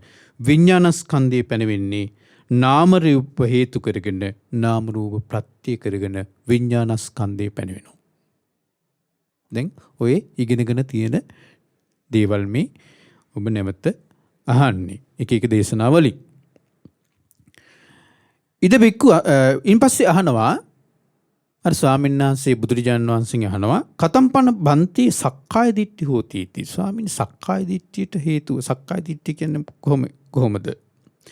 ඉද බික්කු අසුතවා පුතුජනෝ අරියාණං අදස්සාවි අරිය ධම්මස්ස අකෝවිදෝ අරිය ධම්මේ අවිනීතෝ. භික්ෂුව අසුතවත් පුතජනයෙක් ඉන්නවා ආර්යයන් වහන්සේලාව දකින්නේ නැහැ. අරියාණං අදස්සාවි අරිය ධම්මස්ස අකෝවිදෝ ආර්යයන් වහන්සේලාගේ ධර්මයට දක්ෂ නැහැ. අරිය ධම්මේ අවිනීතෝ ආර්යයන් වහන්සේලාගේ ධර්මයේ හික්මෙන්නේ නැහැ. සත්පුරුෂයන් වහන්සේලා දකින්නේ සත්පුරුෂයන් වහන්සේලාගේ ධර්මයට දක්ෂ නැහැ. සත්පුරුෂයන් වහන්සේලාගේ ධර්මයේ හික්මෙන්නේ නැහැ. ඒ කෙනා මොකද කරන්නේ? රූපං අත්තතු සමනුපස්සති. අපි ගොඩාක් සූත්‍ර දේශනාවල මේ සක්කාය දිට්ඨිය ගැන අපි ඉගෙනගෙන තියෙනවා. සක්කාය දිට්ඨිය ඔබ මේ ඉස්සෙල්ලා අපි කරපු විදර්ශනා ධර්ම දේශනා මාලාව ඔබ මේ ශ්‍රවණය කළොත් නැවත වතාවක් ඒ සූත්‍ර දේශනාවේ දේශනා ගණනාවක අපි සක්කාය දිට්ඨිය ගැන කරුණු ඉගෙන ගත්තා. සක්කාය දිට්ඨිය හටගන්න විදිහ පවා අපි ටිකක් විස්තර වශයෙන් කතා කරපු දේශනා තියෙනවා. විස්තර වශයෙන් කතා කළා. ඒ දේශනා ඔබ නැවත ශ්‍රවණය කරලා මේ සක්කාය දිට්ඨිය කියන්නේ මෙන්න මෙහෙමයි හටගන්නේ. සක්කාය දිට්ඨිය කියන්නේ මේකයි. මෙහෙමයි සක්කාය දිට්ඨිය හටගන්නේ කියලා ඔබ තේරුම් ගන්න ඕනි. නැවත මතක් කරගන්න ඕනි. ඒතර එහෙනම් සක්කාය දිට්ඨිය කියලා කියන්නේ අසුතවත් පුතඥයා රූපං අත්තතෝ සමනුපස්සති. රූපය ආත්මයි කියලා සලකනවා. රූපවන්තං වා අත්තානං. රූපය ආත්මයෙන් හැදිලා තියෙනවා. රූපය ආත්මයෙන් හැදිලා තින්නේ කියලා සලකනවා. අත්තනිවා රූපං. අත්තනිවා ආත්මයේ තුල රූපේ තියෙනවා කියලා සලකනවා. අත්තනිවා රූපං. රූපස්මින් වා අත්තානං. රූපය තුල ආත්මයේ තියෙනවා කියලා සලකනවා. ඒතර මේවා මෙහෙම වචන කතර මේකේ අර්ථය මොකක්ද කියලා ඔබ ඉගෙනගෙන තියෙනවා. ඒ දේශනාව නැවතී දේශනා අහන්න. මොකද මේ ආපහු ඒවා කියලා දෙන්න කිව්වොත් එම වෙලා යන නිසා. ඒතර මෙහෙම තමයි සක්කාය දිට්ඨිය හටගන්නේ. ඒතර සක්කාය දිට්ඨිය කියලා කියන්නේ අසුතවත් පුතඥයා මේ රූපය ගැන 4 ආකාරයෙන් ආත්ම දෘෂ්ටියෙන් බැඳෙනවා. වේදනාව ගැන 4 ආකාරයෙන්, සංඥාව ගැන 4 ආකාරයෙන්, සංස්කාර ගැන 4 ආකාරයකින්, විඥානය ගැන 4 ආකාරයකින් ආත්ම දෘෂ්ටියෙන් ගන්නවා. ආත්ම දෘෂ්ටියෙන් ගන්නවා. අන්න එකට කියනවා සක්කාය දිට්ඨිය කියලා. ඊට පස්සේ අහනවා කතම්පන බන්තේ සක්කාය දිට්ඨි නහෝති इति. ස්වාමීන් සක්කාය දිට්ඨිය නොවන්නේ කොහොමද? සක්කාය දිට්ඨිය නොවන්නේ. ඉද බික්කු සුතව අරිය ශාවකෝ අරියානන් දස්සාවි. අරිය ධම්මස්ස කෝවිදෝ අරිය ධම්මේ සුවිනීතෝ. භික්ෂුව සුතවත් ආර්ය ශ්‍රාවකයෙක් ඉන්නවා. එයා ආර්යයන් වහන්සේලාව දකිනවා. ආර්යයන් වහන්සේලාගේ ධර්මයට දක්ෂයි. ආර්යයන් වහන්සේලාගේ ධර්මී හික්මෙනවා. සත්පුරුෂයන් වහන්සේලාව දකිනවා. සත්පුරුෂයන් වහන්සේලාගේ ධර්මයට දක්ෂයි. සත්පුරුෂයන් වහන්සේලාගේ ධර්මී හික්මෙනවා. ඒකිනා න රූපං අත්තතෝ සමනුපස්සති. රූපය ආත්ම වශයෙන් ගන්නෙ නැහැ. රූපය ආත්ම වශයෙන් ගන්නෙ නැහැ. රූපය ආත්මයෙන් හැදිලා තියෙනවා කියලා ගන්නෙ නැහැ. රූපය තුල ආත්මය තියෙනවා කියලා ගන්නෙ නැහැ. ආත්මය තුල රූපය තියෙනවා කියලා ගන්නෙ නැහැ. ඒ කියන්නේ හතර ආකාර ආත්ම දෘෂ්ටියෙන් රූපය ඇසුරු කරන්නේ. හතර ආකාර ආත්ම දෘෂ්ටියෙන් වේදනාව ඇසුරු කරන්නේ. හතර ආකාර ආත්ම දෘෂ්ටියෙන් සංඥාව සංස්කාර විඥානේ ඇසුරු කරන්නේ. කවුද? සුතවත් ආර්ය ශ්‍රාවකයා. එතකොට මොකක්ද මේ අවබෝධය? යංකින්චි සමුදය ධම්මං සබ්බන්තං නිරෝධ ධම්මං. යංකින්චි සමුදය ධම්මං සබ්බන්තං නිරෝධ ධම්මං. හේතු ප්‍රත්‍යයෙන් හටගන්නා වූ යම් දෙයක් ඇද්ද හේතු නැති වෙනකොට ඒක නැති වෙලා යනවා. ඒ සියල්ල නැති වෙලා යනවා. එහෙනම් රූපය ඒ මොහොතේ හටගන්න හේතු ප්‍රත්‍යයෙන් හටගන්න රූපය ඒ හේතු නැති වෙනකොට ඒ මොහොතේ නිරුද්ධ වෙනවා නම් ඒ රූපය කොහොමද මම කියලා ගන්නෙ?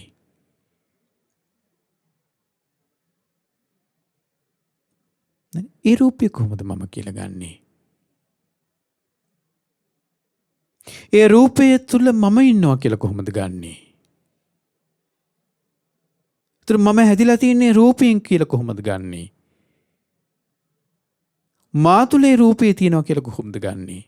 ඇයි ඒ මොහොතේ හටගන්න දේ රූපය ඒ මොහොතේ නිරුද්ධ වෙනවා නම් එතන සමුදයක් තියෙනවා නිරෝධයක් තියෙනවා. ඒ සමුදය නිරෝධය හේතු ප්‍රත්‍යයෙන් හට අරන් තියෙන්නේ. හේතු ප්‍රත්‍යයෙන් හට අරන් තියෙන්නේ. සතර මහා ධාතුන් කියන හේතුවෙන් රූපය. සතර මහා ධාතුව නිත්‍යද අනිත්‍යද? අනිත්‍යයි. ඒතර අනිත්‍ය වූ හේතු ටිකකින් හැදුණු ඵලය අනිත්‍යයි. හරි? එහෙනම් ඒ අනිත්‍ය දේ තුල තියෙන දෙයක් තමයි අනිත්‍ය වූ දේ තුල තියෙන දේ. ඒ කියන්නේ අනිත්‍ය දේ දුකයි. බුදුරජාණන් වහන්සේ අහනවනේ දේශනා කරනවනේ යදනිච්ඡන් තන් දුක්ඛං. හොඳට තේරුම් ගන්න මේක. යදනිච්ඡන් තන් දුක්ඛං. යදනිච්ඡන් කියලා කියන්නේ යමක් අනිත්‍යද. තන් එය දුකයි. අනිත්‍ය නිසා දුක නෙවෙයි. හරි? හොඳට තේරුම් ගන්න. අනිත්‍ය නිසා දුක නෙවෙයි.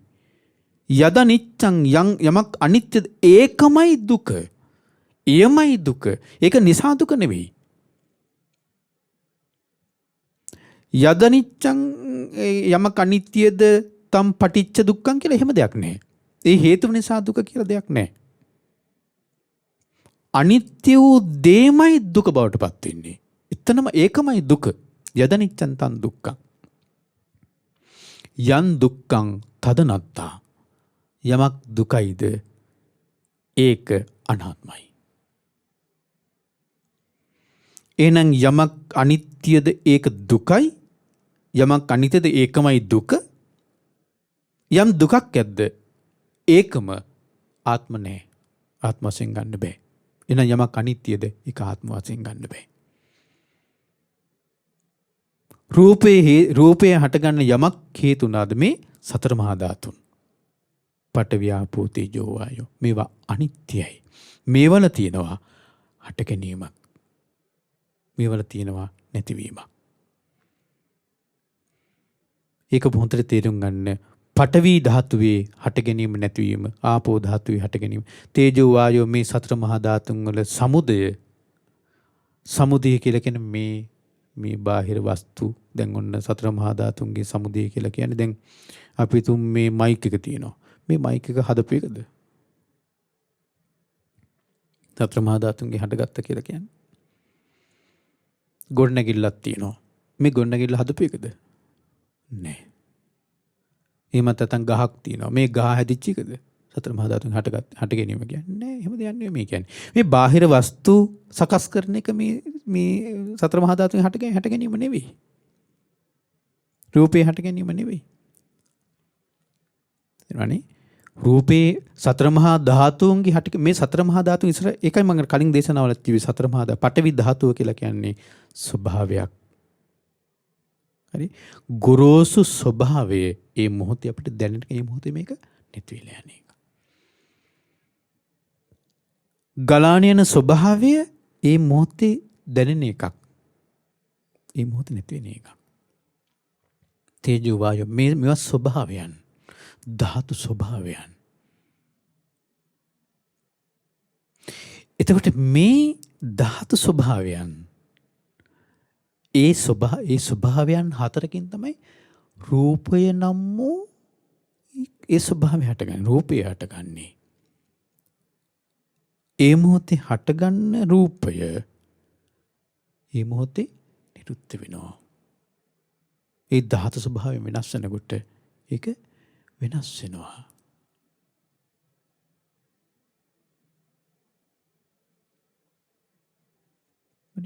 එතකොට මෙන්න මේක නිසා මේක අනිත්‍යයි. මේක අනිත්‍යයි. ඒ අනිත්‍ය දේ ලක්ෂණය තමයි දුක. දැන් සාමාන්‍ය ලෝකයේ අපි ගත්තොත් එහෙම ඔන්න මේ ගොඩනැගිලි කඩන් වැටෙනකොට දැන් මේක අනිත්‍යනේ. දැන් ගොඩනැගිල්ල කඩන් වැටෙනකොට අනිත්‍යනේ. ඒතකොට ඒක දුකක්. ගහක් මැරෙද්දි දුකක්. කෙනෙක් මැරෙද්දි දුකක්. අපි අනු සාමාන්‍යයෙන් අනිත්‍යනේ කියලා. ඒකත් අනිත්‍යයක් තමයි. හැබැයි අපි තුමු මෙහෙම ඔබේ අල්ලපු ගෙදර ඉන්නවා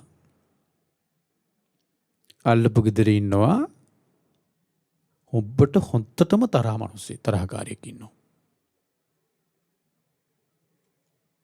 තරහකාරයෙක් ඉන්න ඔබට හැමදාම කරදර කරනවා, වෛර කරනවා. ඒ මනුස්සයා මැරෙනවා. ඔබට සියුම් සතුටක් උපදීද? දුකක් උපදීද? ඒතර අනිත්‍ය වීම ඔබට දුකක් වුණාද?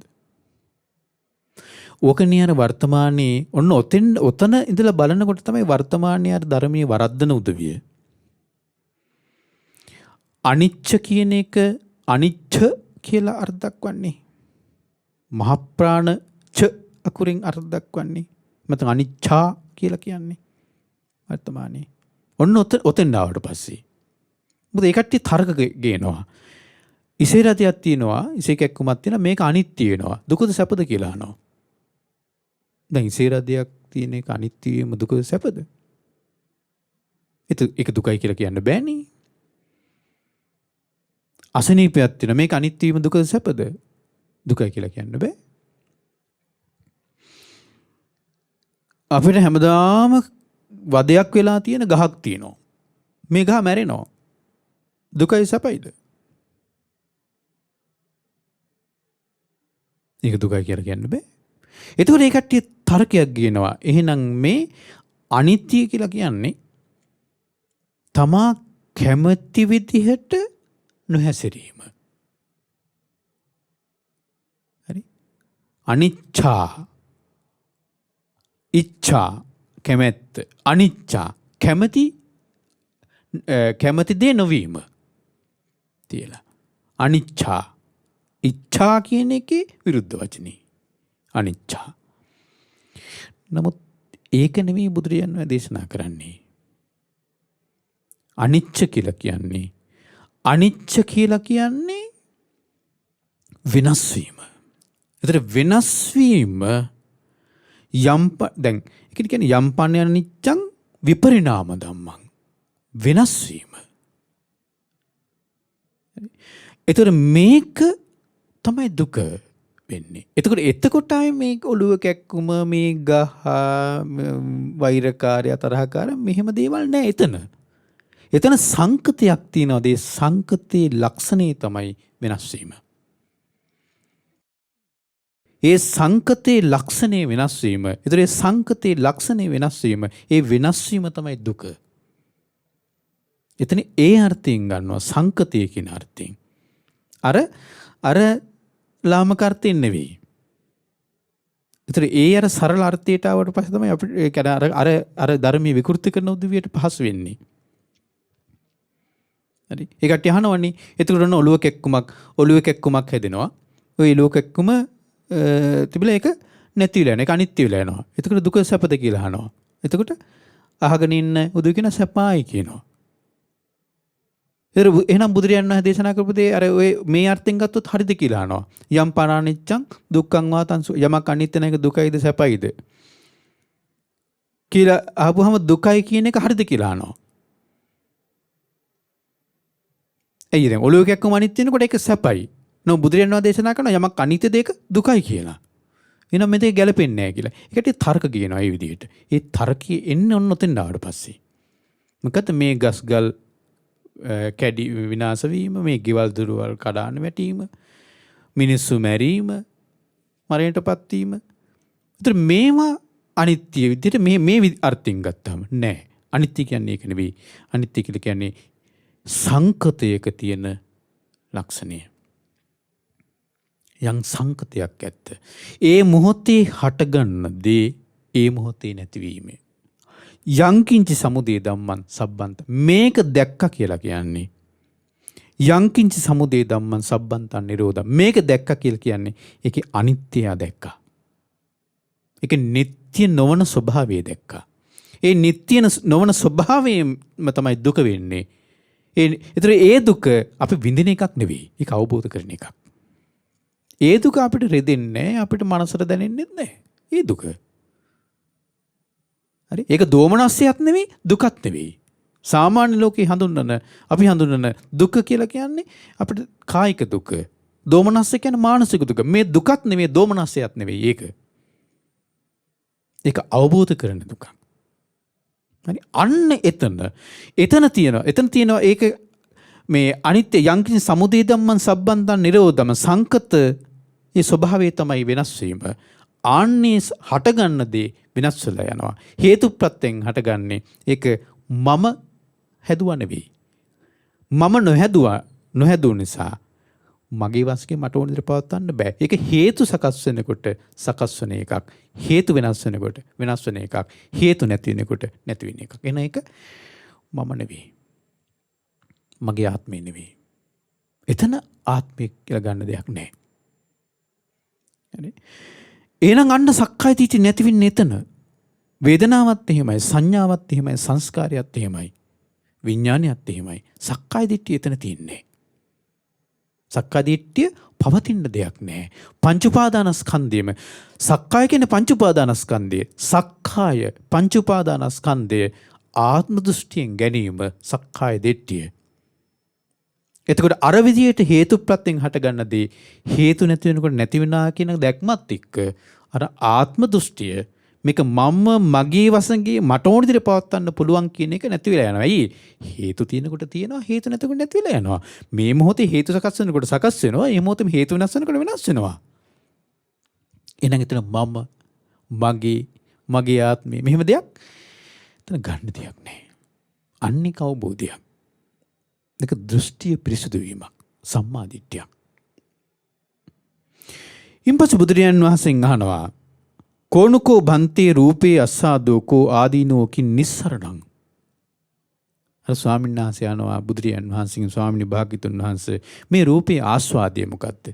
ආදීනවේ මොකද්ද? නිස්සරණය මොකද්ද? වේදනාවේ ආස්වාදයේ ආදීනවේ නිස්සරණය. සංඥාවේ සංස්කාරයේ විඥානයේ ආස්වාදයේ ආදීනවේ නිස්සරණය මොකද්ද කියලා. බුදුරජාණන් වහන්සේ දේශනා කරනවා යංකෝ බික්කු රූපම් පටිච්ච උප්පජ්ජති සුඛං සෝමනස්සං අයං රූපේ අස්සාදෝ.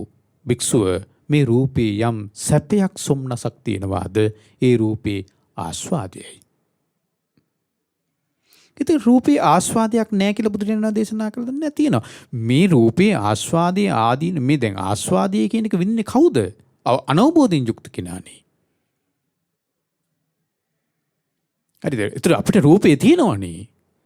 අනවබෝධයෙන් යුක්ත කෙනා රූපේනේ බැඳලා ඉන්නේ. ඒතර යාට මේ රූපේ ආස්වාදය අවබෝධ වෙච්ච රූපේ ආස්වාදයක් කියලා ආස්වාදයක් යාට නැති වෙන්න පුළුවනි.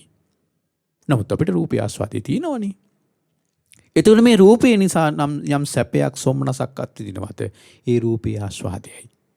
මේක ලෝක සත්‍ය අහුවෙලා තියෙන දේ. බුදුරජාණන් වහන්සේ දේශනා කරනවා මේ රූපේ ආස්වාදයක් නැත්තම් මේ සත්‍යය මේකට ඇලෙන්නේ නැහැ. වේදනාවේ ආස්වාදයක් නැත්තම් සංඥා සංකාර විඥානවල ආස්වාදයක් නැත්තම් මේකට ඇලෙන්නේ නැහැ. හරි? හැබැයි මේක ආදීනවයක් තියෙනවා. මොකද්ද ආදීනවය? යං රූපං අනිච්චං දුක්ඛං විපරිණාම ධම්මං අයං රූපේ ආදීනවෝ. මේ රූපය අනිත්‍යයි. දුකයි. විනාශ වෙන ස්වභාවයෙන් යුක්තයි. මේක රූපේ ආදීනවයයි. ඒතර ඒකත් ඒ ආදීනවේ තියෙන්නේ කාටද? ආදීනවේ තියෙන්නේත් සාමාන්‍ය සත්‍යයට. එයි රූපේට ඇලිලා ඉන්න කෙනාට. රහතන් වහන්සේ රූපේ ආදීනවේ විඳිනවද නැහැ. ආස්වාදී විඳිනවද නැහැ. රූපේ විදිහට දකිනවා. රූපේ විදිහට දකිනවා. එතකොට රූපේ නිස්සරණය මොකක්ද? යෝ රූපේ චන්දරාග විනියෝ චන්දරාග පහනං ඉදන් රූපේ නිස්සරණං. අන්න රූපේ නිස්සරණය. රූපේ නිදහස් වීම. මේ රූපය කෙරෙහි යම් චන්දරාගයක් තිබුණාද? යෝ රූපේ චන්දරාග විනයෝ ඒ චන්දරාගයේ දුරු කිරීම. චන්දරාග පහනං ඒ චන්දරාගයේ ප්‍රහාණය කිරීම. රූපෙන් නිස්සරණය. රූපෙන් නිදහස් වීම. රහතන් වහන්සේගේ ස්වභාවය. හරි? ඒතර රූපේ ආස්වාදයක් තියෙනවා. මේකෙන් සැපයක් සොම්නසක් තියෙනවා සාමාන්‍ය පුජ්‍යලයාට. ඒක නිසායි රූපේ බැඳෙන්නේ. හැබැයි ඒ රූපේ ආදීනව ගොඩාක් තියෙනවා. රූපේ ආදීනමයක් නැත්තම් රූපේ කෙරෙහි කලකිරෙන්නේ නැහැ. ඒ ආදීනමේ දකින්න මොන රූපේ කෙරෙහි කලකිරෙන්න. රූපේ ආදීනව ගොඩාක් තියෙනවා. ඒක රූපේ ආදීනව මේ පංච උපාදානස්කන්ධේ ආදීනව කල්පනා කරන්න ඕනේ කියලා කියන්නේ. ඒකයි අර මේක හුලක් විදියට, ගඩක් විදියට නේ සල්ලක් විදියට ඊට පස්සේ අනුංග දෙයක් විදියට නේ මේ විදිහට මේ 11 ආකාරයට දකින්න කියලා කියන්නේ රූපේ වේදනාවේ සංඥාවේ සංස්කාරයේ විඥානයේ ආදීනව කල්පනා කිරීම. අන්නේ විදිහට ආදීනව කල්පනා කරන්න තමයි රූපේ යථා ස්වභාවය තේරෙන්නේ. ඒ තේරෙනකොට තමයි ඒකේ කලකිරෙන්නේ. ඒ කලකිරෙන කෙනා තමයි රූපයෙන් නිදහස් වෙන්නේ. ඒක තමයි නිස්සරණය. හරි? රූපේ නිස්සරණය. වේදනාවේ සංඥාවේ සංස්කාරේ විඥානයේ නිස්සරණය එකයි. කතම්පන බන්තේ ජානතෝ කතම් පස්සතෝ ඉමස්මින්ච සවිඥානකේ කායේ බහිද්දාච සබ්බ නිමිත්තේසු අහිංකාර මමින්කාර මානානුසය අන්න හෝතිති. ස්වාමිනී භාග්‍යතුන් වහන්සේ කොහොම දකින්නකොටද කොහොම දැනගන්නකොටද කතං ජානතෝ කතම් පස්සතෝ මේ සවිඥානික වූ කයේ ඒ කියන්නේ අපේ ජීවිතේ හරි මේ සවිඥානික වූ මේ කය කියලා කියන්නේ විඥානයේ සහිත මේ කය කියලා කියන්නේ අපේ ජීවිතේ. ඉතින් විඥානයේ සහිත කයේ තමයි මේ අපේ ජීවිතය හැදිලා තියෙන්නේ. සවිඥානිකේ කායි බහිද්දාච සබ්බ නිමිත්තේසු. ඉතින් බාහිර නිමිතිත් එක්ක මොකද්ද නිමිති? ඇසට රූපේ නිමිත්තක්, කනට ශබ්දේ නිමිත්තක්, නාසයට ගඳ සුවඳ නිමිත්තක්, දිවට රස නිමිත්තක්, කයට පහස නිමිත්තක්, මනසට අරමුණු නිමිති, සබ්බ නිමිත්තේසු බහිද්දාච සබ්බ නිමිත්තේසු අහිංකාර මමින්කාර මානානුසය අන්න හෝති इति මම කියලා ඒ දේවල් මම කියලා මගේ කියලා හරි මගේ ආත්මය කියලා මේ විදිහට ඒ තියෙන අනුසය ධර්ම පවා ඒ මානයන්ගේ මාන අනුසය පවා නැති වෙලා යන්නේ කොහොමද? ඒවා නැති වෙන්නේ කොහොමද? අන්න බුදුරජාණන් දේශනා කරනවා යංගින්චි බික්කු රූපං අතීතානාගත පච්චුප්පන්නං අජ්ජත්තං වා බහිද්ධා වා ඕලාරිකං වා සුකුමං වා හීනං වා පනිතං වා යන්දූරිය සම්තිකේවා සබ්බං රූපං නේතං මම නේසෝ හමස්මි නමේසෝ අත්තාති ඒවමේතං යථා භූතං සම්මප්පඤ්ඤාය පස්සති. අර ටික නැති වෙන්න නම් මේ සවිඥානිකේ කායේ මේ විඥානයේ සහිත කයෙත් ඒ කියන්නේ අපේ ජීවිතේ විඥානයේ සහිත කය මේ කය සවිඥානික වුණාට පස්සෙමයි සවිඥානික වීමත් එක්ක තමයි ඇස හැදෙන්නේ. කන්න නාසය දිවකය මනස. දැන් මේකෙන් විඥානයේ චුත වුණාට පස්සේ මෙතන ඇස නැහැනේ. විඥානයේ චුත වුණාට පස්සේ මේ අපි ඇස කියලා හඳුන්වන්නේ මේ කුහරේ ඇරිලා තියෙන්නත් පුළුවන්. හැබැයි ඇස නැහැ එතන. විඥානයේ මේකෙන් චුත වුණාට පස්සේ මේ නාසය මේ නාස් කුහර දෙක තියෙනවා. හැබැයි නාසය නැහැ එතන. විඥානයේ සමහර විඥානයේ චුත වෙනකොට තමයි මැරෙනකොට දිව එළියට දාගන්නත් මැරෙන්න පුළුවන්. හැබැයි දිව නැහැ එතන. ඒක නිසා බාහිර අරමුණු එකට එන්නේ නැහැ. එතන බාහිර නිමිති එතන ඒ ඇසට යොමු වෙන්නේ නැහැ. බාහිර නිමිති එකතු වෙන්නේ නැහැ. සවිඥානික නැහැ. ඒතර මේ කය සවිඥානික වීමත් එක්ක තමයි ඇස කන නාසය දිව කය පවා හරි කය පවා සවිඥානික විඥානීය සම්බන්ධ විඥානයේ පිහිටීමත් එක්කයි බාහිර අරමුණක් එක්ක බාහිර නිමිතිත් එක්ක ඒ කය එකතු වෙන්නේ. නැත්තම් හිතන කය නම් වූ ආයතනෙවත් නැහැ. විඥානයේ සම්බන්ධුනේ නැත්තම්. අන්න එතකොට ඒ බාහිර අරමුණුත් එක්ක බාහිර නිමිතිත් එක්ක මේ අසකර නාසය දිවකය මනස සම්බන්ධ වෙනකොට එතන මම මගේ කියන මේ හැඟීම් මානානුසය පවා නැති වෙන විදිහට කොහොමද කල්පනා කරන්නේ? බුදුරජාණන් දේශනා කරනවා යංකින්ච රූපං අතීත අනාගත පච්චුප්පන්නං අජ්ජත්තං වා බහිද්ධා වා ඕලාරිකං වා සුකුමං වා හීනං වා පනිතං වා යන්දූරේ සම්තිකේවා සබ්බං රූපං නේතං මම මේක මගේ නොවේ. නේතං මම නේසෝ හමස්මි මේක මම නෙවේ. නමේසෝ අත්තාති මේක මගේ ආත්මය නොවේ කියලා ඒවමේතං යථා භූතං සම්මප්පඤ්ඤාය පස්සති. මේක මගේ නෙවෙයි මම නෙවෙයි මගේ ආත්මය නොවේ කියලා මේ රූපය හොඳට දියුණු කරු ප්‍රඥාවෙන් දකින්න කියනවා. අපි මේවත් දකින්න විදිය, මේවා කල්පනා කරන විදිය, මේවා හටගන්නේ කොහොමද, මේ හට නොගන්න විදිහට කල්පනා කරන්නේ කොහොමද කියලා අපි සූත්‍ර දේශනාවල කතා කරලා තියෙනවා. ඔබ ඒවා බලන්න. අහන්න. හරි. ඊයින් පස්සේ විඳීම්, හඳුනා ගැනීම, ඒ වගේම චේතනා, විඥාන මේ ඔක්කොම මේ විදිහට හොඳට නේතං මම නමේසෝ නේසෝ හමස්මි නමේසෝ අත්තාති මේක මගේ නෙවෙයි මම නෙවෙයි මගේ ආත්මේ නෙවෙයි කියලා හොත්තට දියුණු කරු ප්‍රඥාවෙන් දකින්න කියනවා. හොත්තට දියුණු කරු ප්‍රඥාව. ඒතර මේක මෙහෙම නොවේ කියලා දකින්න නම් මේක හැදෙන විදිහ දකින්න බෑ. මේක මම වෙන්නේ කොහොමද? මේක මගේ වෙන්නේ කොහොමද? මේක මගේ ආත්මේ වෙන්නේ කොහොමද කියලා ඒක දැනගෙන ඉන්න බෑ. ඒ නොවන විදිහට කල්පනා කරන්න නම්.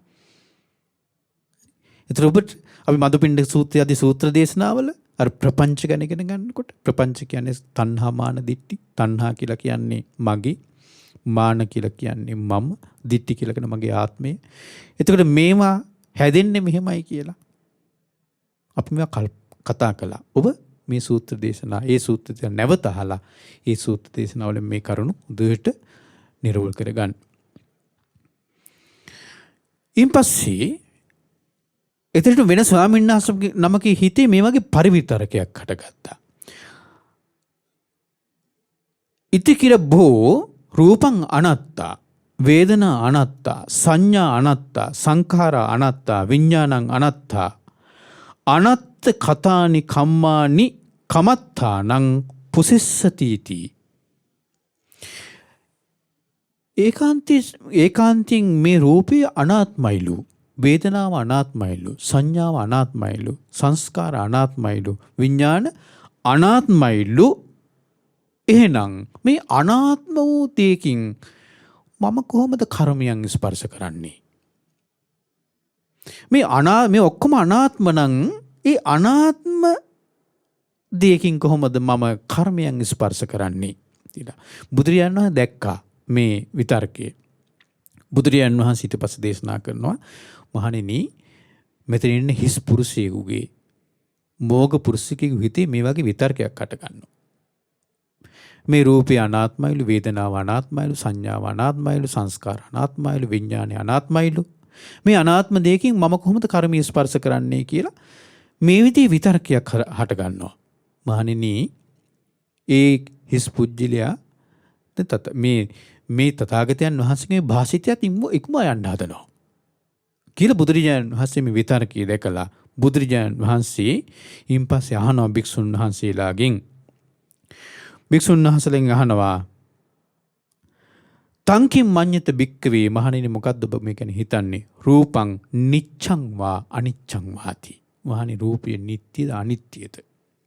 අනිච්ඡං බන්ති ස්වාමීනි, අනිත්‍යයි. යම්පන අනිච්ඡං දුක්ඛං වාතං සුඛං වාති. යමක් අනිත්‍ය නම් ඒක දුකයිද සැපයිද? ස්වාමීනි ඒක දුකයි. යමක් අනිත්‍ය නම් ඒක දුකයි. යම්පන අනිච්ඡං දුක්ඛං විපරිණාම ධම්මං කල්ලන්නුතං සමනුපස්සිතුං ඒතං මම ඒසෝ හමස්මි ඒසෝ මේ අත්තාති. යමක් අනිත්‍ය නම් දුක නම් වෙනස් වෙන ධර්මතාවයට අයිති නම් ඒක මගේ කියලා, මම කියලා, මගේ ආත්මය කියලා සලකන්න පුළුවන්ද? නොහේතම් බන්ති. ස්වාමීනි එහෙම සලකන්න බෑ. ඒ වගේම වේදනාව ගැන, සංඥාව ගැන, සංස්කාරය ගැන, විඥානය ගැන බුදුරජාණන් වහන්සේ අහනවා.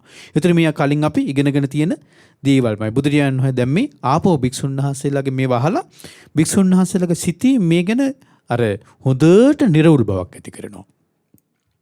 තස්මාතිය භික්කවේ. ඒක නිසා පින්වත් මහණනි, යංකින්ච රූපං, යම් රූපයක් ඇද්ද, අතීත අනාගත පච්චුප්පන්නං, අතීත අනාගත වර්තමාන වූ, අජ්ජත්තං වා බහිද්ධාවා, ආධ්‍යාත්මික හෝ බාහිර හෝ, ඕලාරිකං වා සුකුමං වා, ගොරෝසු හෝ සියුම් හෝ,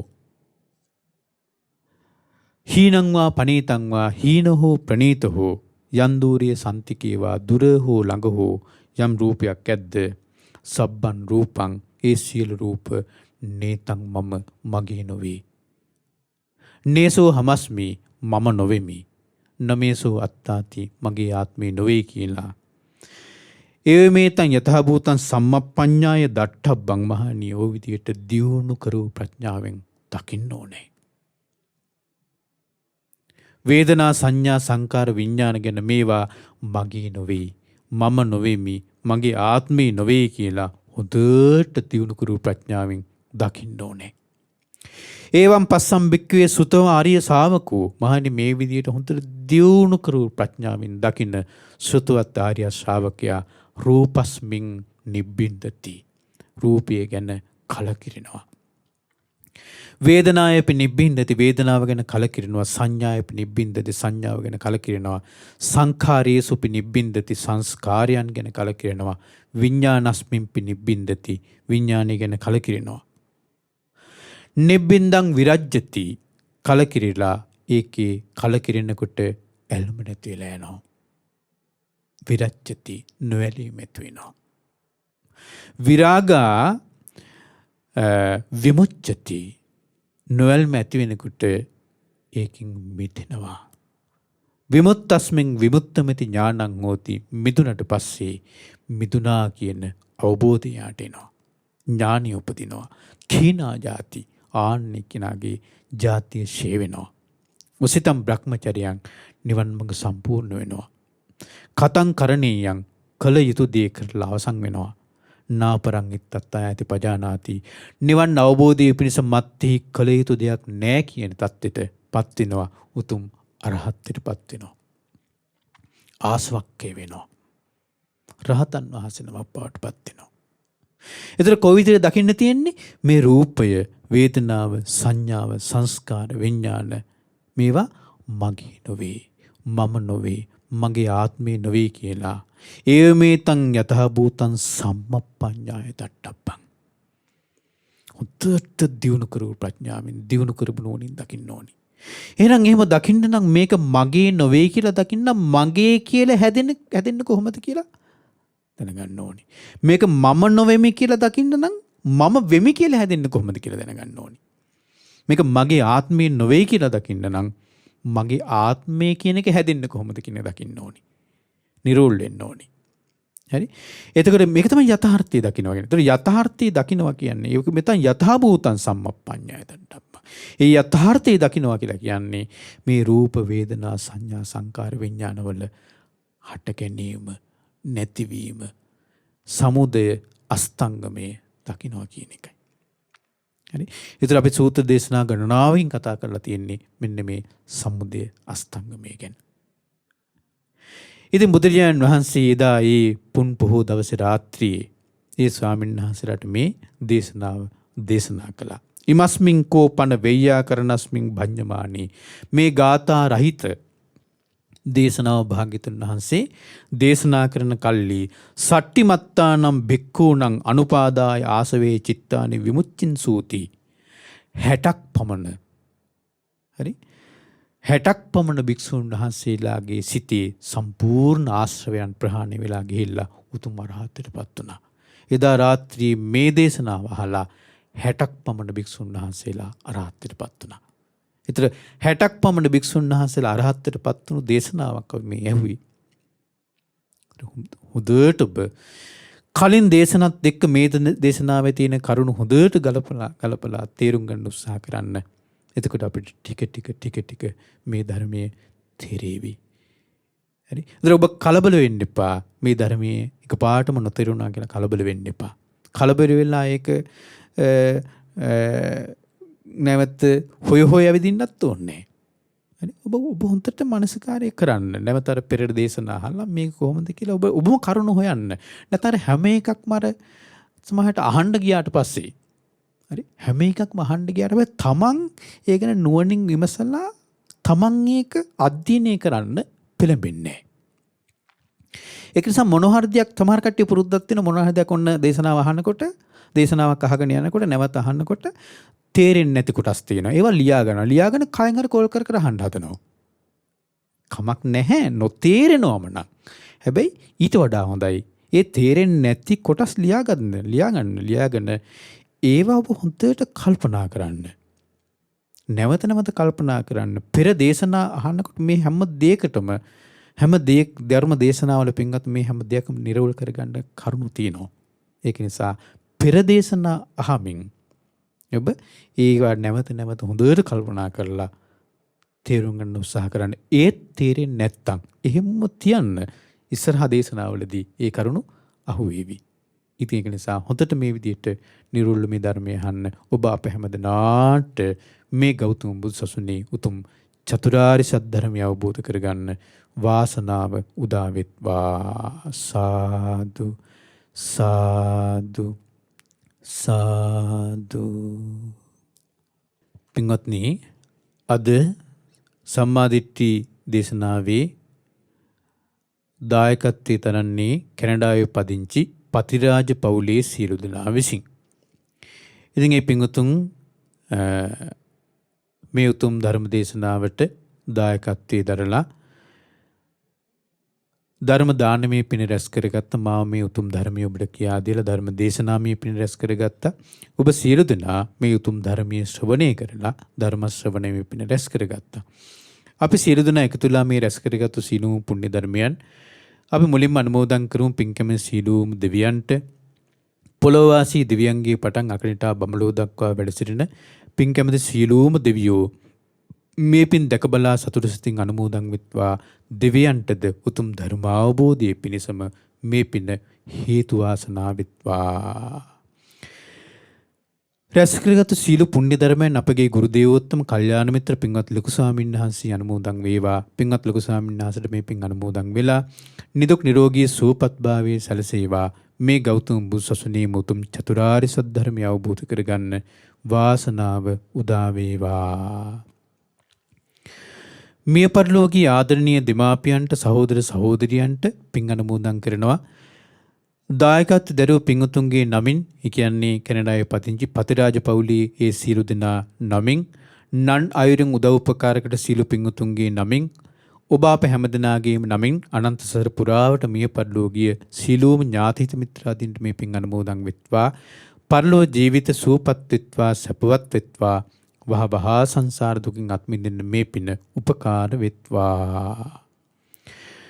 පවුලේ දරු මුණුබුරන් මිනිබිරියන් සියලු දෙනාට නිරතුරු කල්යාණ මිත්‍ර ඇසුර ලැබීම පිණිසත් උතුම් වූ චතුරාර්ය සත්‍ය ධර්මයේ අවබෝධය පිණිසත් මේ පින උපකාර වෙත්වා. රට ලෝකවාසී සියලු කල්යාණ මිත්‍රයන්ට අසනීපයෙන් පසුවන සියලු දෙනාට නිදුක් නිරෝගී සුවපත් භාවයේ දීර්ඝායු සහ උතුම් චතුරාර්ය සත්‍ය ධර්මයේ අවබෝධ වීම පිණිසද දායකත්වයේ දරුවෝ පින්වතුන් එම පවුල්වල සියලු දෙනාට නන් අයුරින් උදව් උපකාර කළ සියලු පින්වතුන්ට සහ ධර්මයේ ශ්‍රවණය කළ පින්වතුන්ට උතුම් ධර්ම අවබෝධයේ පිණිසම මේ පින උපකාර වෙත්වා.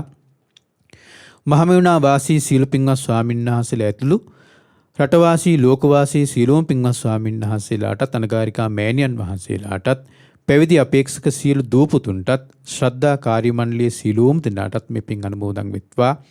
ශ්‍රද්ධා මාසික ධර්මදාන සමාජිකාවන් සියලුම දෙනාට ඔබ අප හැමදෙනාගේ ගුරුවර දෙමාපිය ඥාතිහිත මිත්‍රාදීන් සියලුම දෙනාටත් මේ පින් අනුමෝදන් වෙත්වා.